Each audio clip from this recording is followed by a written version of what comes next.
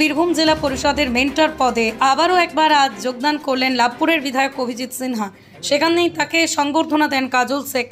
একসাথে মিলেমিশে কাজ করার কথাও শোনা গেল কাজল শেখের মুখে।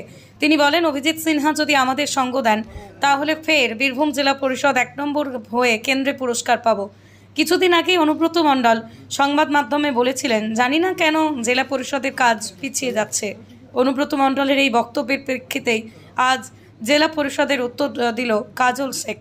কাজল শেখ কাজের পরিসংখ্যান তুলে ধরল।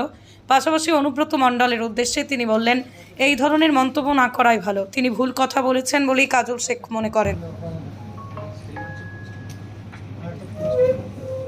দেখুন, আগামী দিনের পরিকল্পনা এটাই যে আপনারা জানেন যে মেন্টরের মূল দায়িত্ব হচ্ছে জেলা পরিষদের যারা কর্মকর্তা আছেন, সভাধিপতি, সহকারী সভাধিপতি এবং আধিকারিক, তাদেরকে মেন্টরের দায়িত্ব হচ্ছে সাজেশন দেওয়া, অ্যাডভাইস দেওয়া, গাইড করা।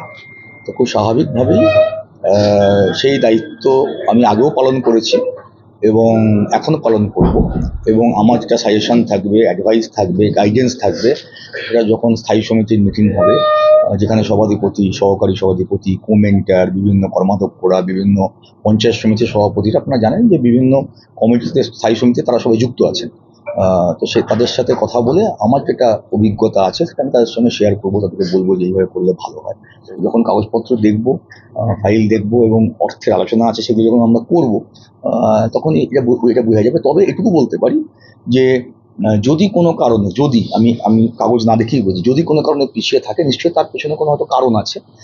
সেই জায়গাগুলোকে আমরা সবাই মিলে একত্রিতভাবে অ্যাজ এ টিম আমরা সেটাকে ঠিক করব। এবং আপনি দেখতে পাবেন আগামী 3 মাসের মধ্যে আমরা মাননীয় মুখ্যমন্ত্রী মমতা বন্দ্যোপাধ্যায়ের আশীর্বাদে আমরা বীরভূম জেলাকে 1 নম্বর জায়গায় নিয়ে যাব, সবাইকে নিয়ে বীরভূম জেলা পরিষদ 1 নম্বর জায়গায় যাবে।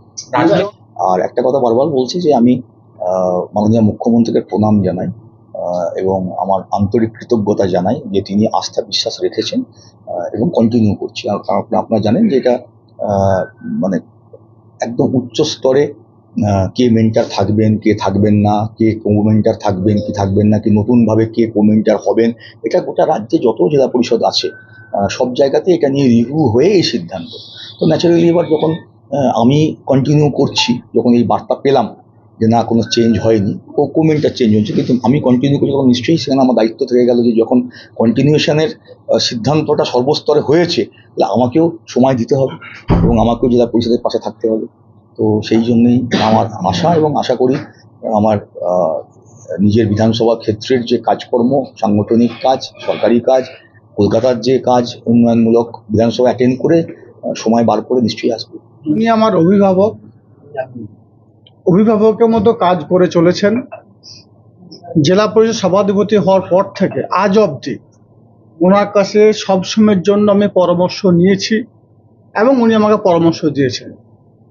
যখন আমি রাজ্যে গিয়েছি, সেখানে গিয়েও বিভিন্ন মন্ত্রীদের সঙ্গে, আমলাদের সঙ্গে যেসব কাজগুলো থাকে জেলা পরিষদের, আমি আমার অভিভাবক আমার দাদাকে সঙ্গে করে নিয়ে গিয়েছি এবং উনি আমার সব কাজগুলো দেখে দিয়েছেন।